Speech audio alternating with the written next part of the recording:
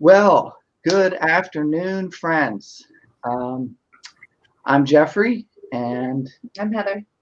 we're pastors at St. Stephen United Methodist Church, and we're glad you've joined us for our next episode of Face to Face with Racism, difficult conversations around covert forms of racism. Um, Today, we're talking about healthcare disparities and how they serve as forms of covert racism and white supremacy. And we're very pleased to have two distinguished guests of mine with us today who both work in healthcare. I'll let them introduce themselves. And so we'll start off with Caesar Rentie. Yeah. Thank you. Caesar. Pleasure to be here with you today. Caesar Rentie, and I serve as Vice President of Pastoral Services for Methodist Health System. I think as we think about this subject about disparity in healthcare, I think you have to think about kind of the broader system itself of governmental systems that are in place and policies that are in place that impact the lives of people of color. So Black and brown folks that live in certain areas, and how those policies tend to impact them either intentionally or unintentionally, but it impacts their life. And so when I think about access and barriers to healthcare, one of the biggest barriers that I see is that the way that we get our healthcare, the way that we are able to access getting the help that we need to take care of our bodies is through insurance. So if you are a person who is you're making minimum wage, and you take out insurance, your employer has insurance, and then you take out insurance, it's going to cost you a certain amount of money to carry that insurance.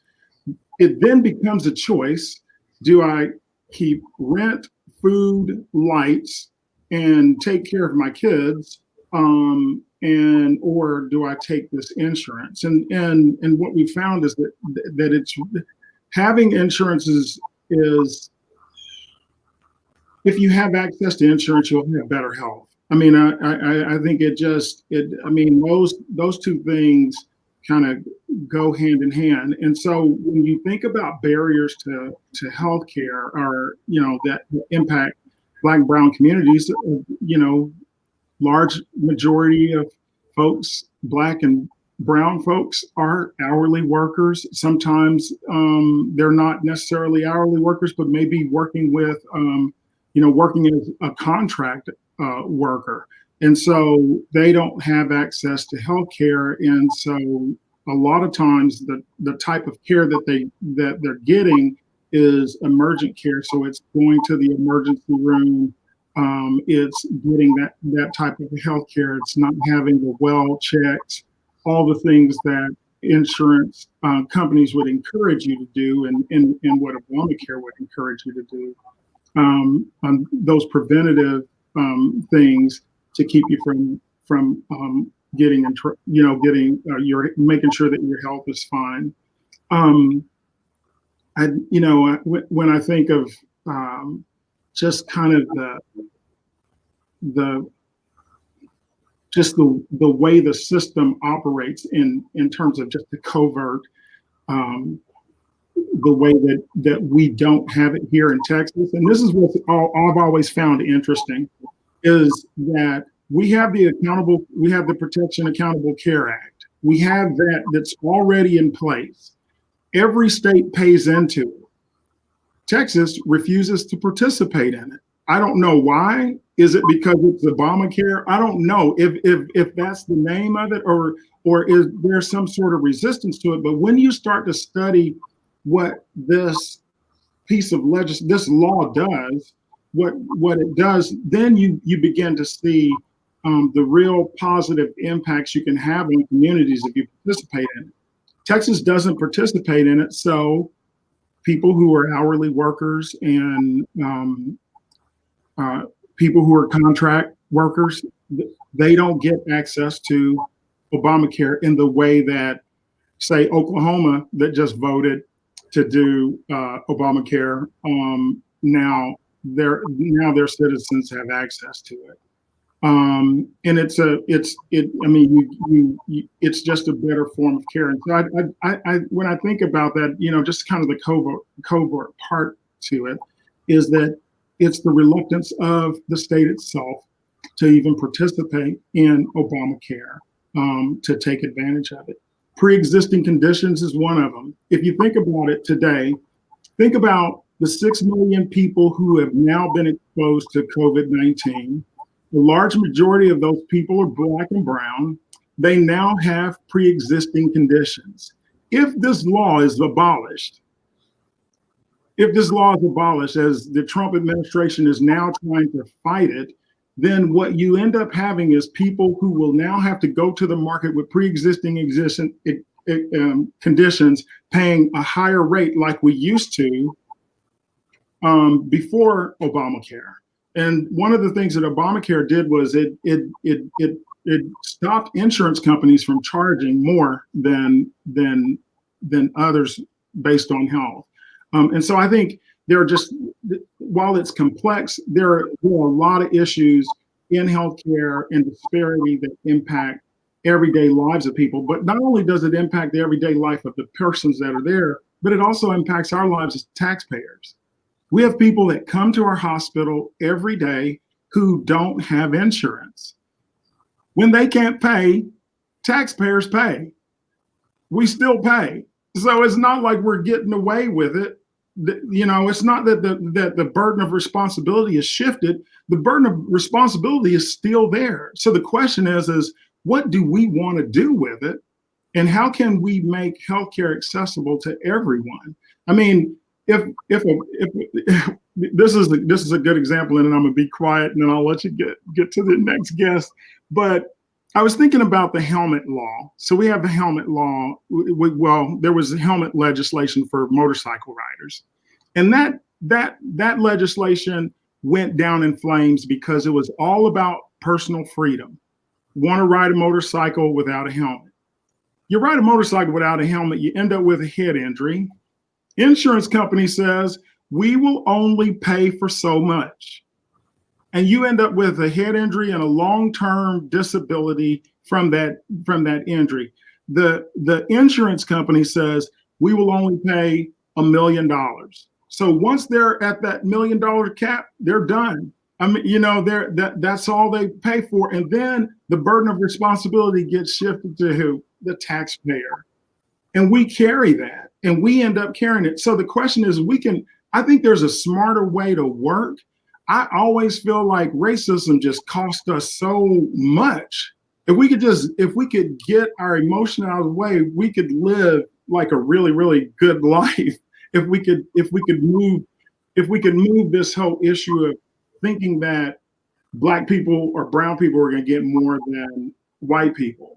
But if you see it as, no, this is something that we're all in together, that we can all benefit from, and that we'll all be healthier together, then like that saying, a rising tide raises all boats. And so we all get to live our best life. So thank you. So thank you, Cesar. There are so many things in there I want to come back to, but I want to make sure that I heard two things you said correctly, because I've never thought about them, but they haven't occurred to me before. One of the provisions of Obamacare was to exclude at least certain pre-existing conditions, move them, right? We can't discriminate on pre-existing conditions. But what I hear you saying is that not only are Black and brown people affected disproportionately in terms of COVID, but now if Obamacare is dismantled and insurance companies are allowed to put whatever pre-existing conditions in place they want to, they could specify COVID-19 as a precondition. Yes. So now people who were disproportionately affected by COVID are now disproportionately affected again because they're excluded from entering the market because of COVID as being specified as a pre-existing condition. Absolutely. Yeah. And Wow.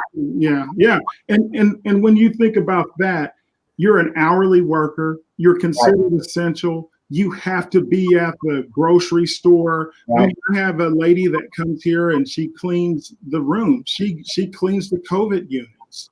Right. So she's considered essential. So she has to be at work. And she's impacted. So now all of a sudden, no fault of her own, just doing what she's supposed to do. Now all of a sudden she's impacted by a pre-existing condition and can't get access at a reasonable rate to healthcare. Right. The second thing I want to lift, so you were talking about the burden on the taxpayer. Hmm. I mean, that's how we fund a public health system, and we say that, no one's going to go without care. Right.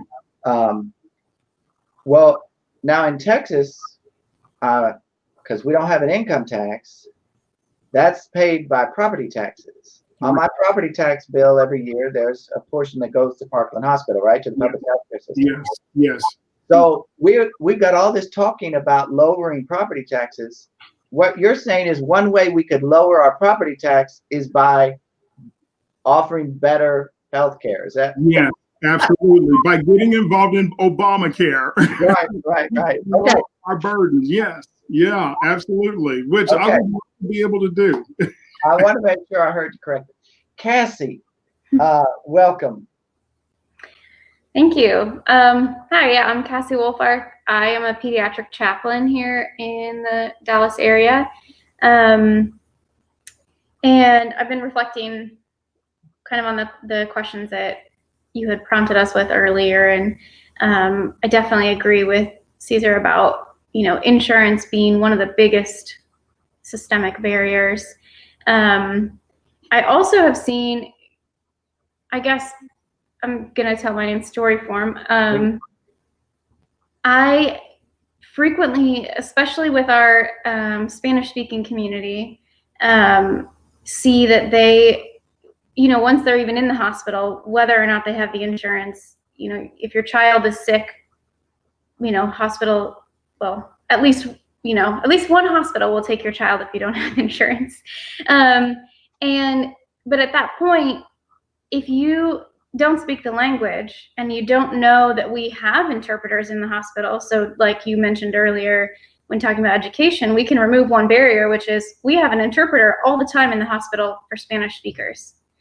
But if the Spanish speakers don't know that, then they don't ever get that access. And so one of the biggest things I've seen in barrier to care, especially for children, is that the parents don't speak the language and are then kind of fumbling through, and their health literacy is so low, especially in a foreign language, that they're not able to make the decisions that a well-informed person who's speaking the primary language is able to do.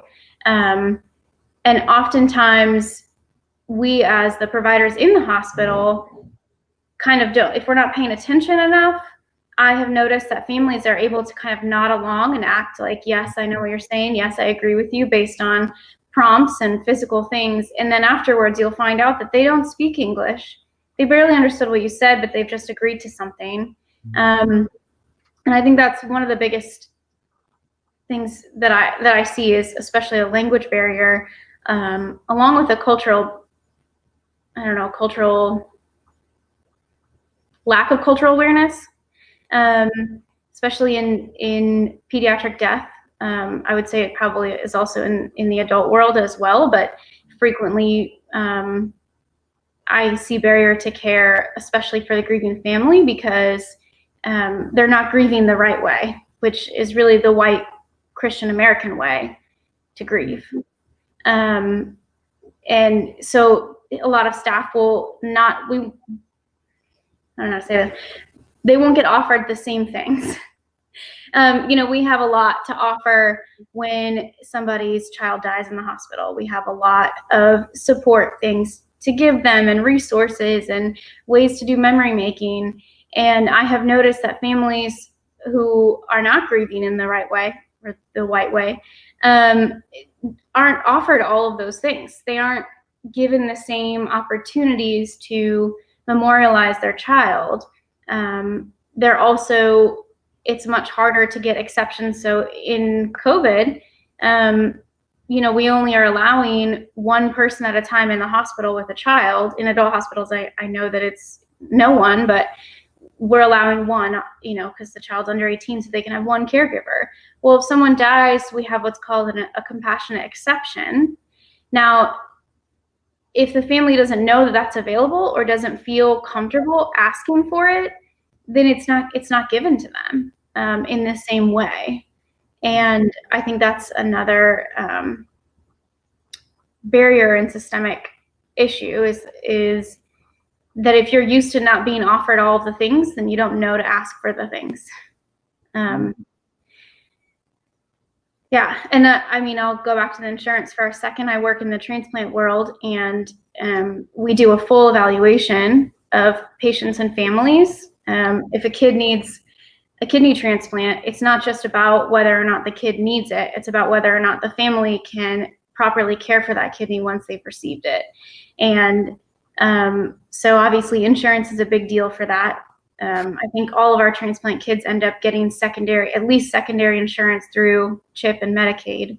But if they don't have that, that would be maybe not an absolute contraindication, as we say in transplant, but pretty close to it, because they're not going to have the access to the medical care they need after getting the kidney, because it is a chronic, lifelong, pre-existing condition. So if they can't care for the organ, you get into the ethics of whether or not we can give them one. But if you start with the ethics of why don't they have insurance or an ability to care for their child in a way that we've deemed is the best, or good enough, then that kind of starts. I've just gone backwards in a circle, but I hope what I've said has made sense. No, it makes perfect sense. I'm intrigued by this idea, by the mention of medical literacy, because it seems to me, Cassie, since you cast that in terms of language, but it seems to me it cuts across language. And Caesar, maybe you have some thoughts about this. But it strikes me in my own medical care experience, the system is built to depend upon a high level of care, depends upon a high level of medical literacy and medical advocacy on the part of the patient. Right. If I want to get the best care possible, I can't always just go in and nod my head yes to my doctor. Right. I have to ask the right questions. Sometimes I have to dig. Sometimes I have to push. Sometimes I have to ask for a specialist. And so if the patient comes in without a certain degree of medical literacy, then they're going to be at a disadvantage because of the way the system is structured. Mm-hmm. And then it seems to me, Caesar, that in the Black community, there's a lot of distrust on top of that. Can you say something about that? Yeah. So, I think probably to Cassie's point, which is that, literacy and medical literacy, hospitals are complicated institutions. They are. It's like it's layered upon layers of complication. To move a patient from here to here, it's like, there's a whole big, huge process to get that done. And so then when you bring somebody into it, when someone comes to and presents themselves to a healthcare provider, and they're not used to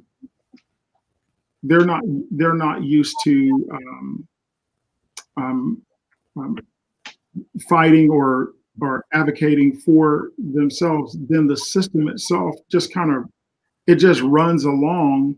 And to me, I always say that these institutions are lazy because they kind of go to it.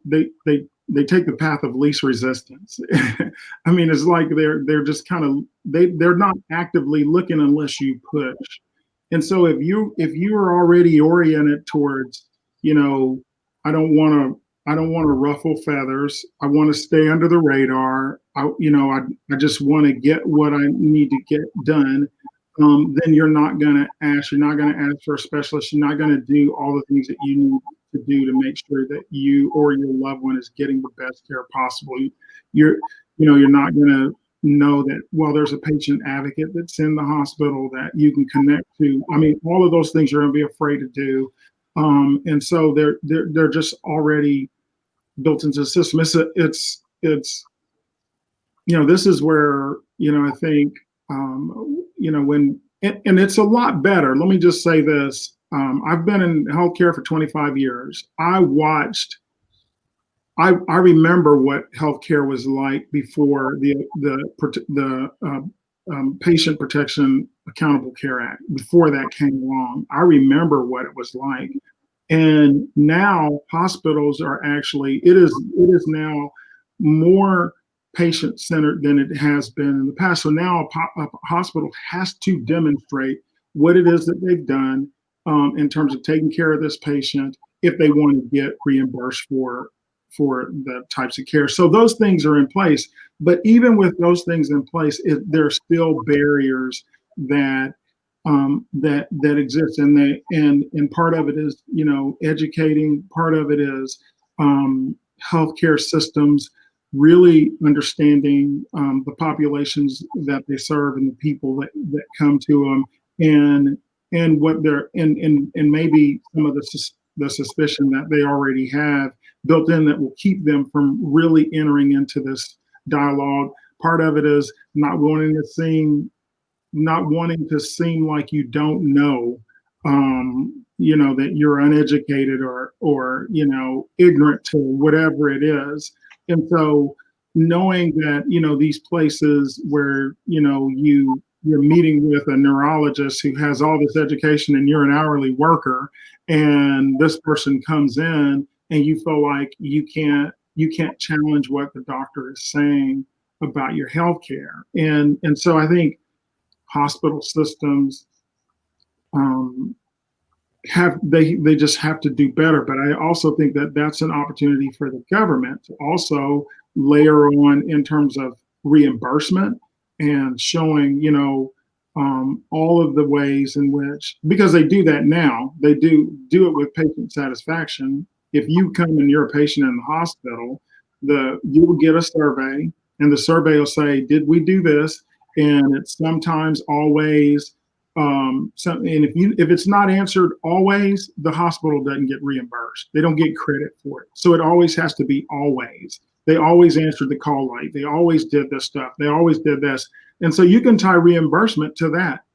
We always made sure that our patients understood, and here's how we did it. Here's how we were able to connect. And you tie reimbursement to that. And those reimbursements are tied to the surveys. And what's interesting is that hospitals get reimbursed from Medicare. That's the other thing, is that Texas is paying into it. Hospitals, to get reimbursed from Medicare, they have to put these surveys out there because that's a part of Obamacare. But we as a state, we're not participating in it. And so we're shoveling all of this money out of the state that goes to Indiana and Oklahoma, and it doesn't help the citizens of Texas. You've lifted up another important point about the power structure within the healthcare system, right? I already feel intimidated when I go in just to see my doctor. Yeah. And I'm a relatively highly educated white person. You layer onto that varied layers of education, and then race or culture, and the power structure, the covert, unseen, unspoken power structure, I would think just becomes overwhelming for a patient. Mm-hmm. So, it strikes me that patient advocacy is really key. How I'm wondering, Cassie, in the few minutes that we have left, I mean, how does your role enter into patient advocacy? Or as a chaplain, are you focused only on the care of the patient and you have to hand advocacy off to someone else? Or how do you see that play out? Yeah, so our hospital doesn't have an actual position of patient advocates that I'm aware of. There are some people you can connect with for different things, but in terms of like long-term patients, the role of the chaplain is a part of the full psychosocial team. And so together with child life, social work, psychology, music therapy, we all get together and figure out how we can advocate for the patient in all of our different roles. So one of the things, like child life specialists are there to teach children what's going on with them. You know, they get a whole degree in learning medical terminology and then being able to understand what development stage a child is at so they can appropriately teach them like what a trach is going to be, you know, like what is an NG tube that's going to go in your nose so that you can have food if you're unable to swallow for some reason, or, you know, things like that. Social work kind of acts that way for parents in terms of advocating for different insurance changes and making sure that the family is at the hospital at the right time so that they can speak with the doctor. On my end, I think I see the role of the chaplain as there as an advocate for both patient and family, as well as the staff. I find myself advocating between physicians or advanced practitioners and bedside nurses often. But especially if we go back to like health literacy, sitting in care conferences, I have what I think is a unique and sacred role to sit there and know enough about medical terminology to ask a question like, is the saline drip a medication for this traumatic brain injury? Is it going to fix it or not? Even though I know that it's not, that's not what saline is there for. But, you know, if there's an IV in your child and they have this traumatic brain injury, you assume that it's medication that's going to reverse it and make it better, versus just stopping the swelling from making it worse. So I think that's the biggest way that I have advocated and that I try to advocate is when you recognize kind of the blank stare on the parents' faces of like, I don't fully understand, but I trust you're doing the right thing. I can ask the dumb question and say like, well, you know, are they getting food right now? Like if they can't eat, those kinds of things. Or like, are you saying that this trach is a permanent thing? Because they're not always, which is, I think, an important thing to talk about. You know, like if you're doing this massive surgery to help someone breathe and they can eventually grow out of that and get it removed, that's going to be a factor in the decision of whether or not you want to put your child through that. Yeah. To give you credit, I think maybe leading question might be better than dumb question. Seems like the questions you're asking are quite informed. I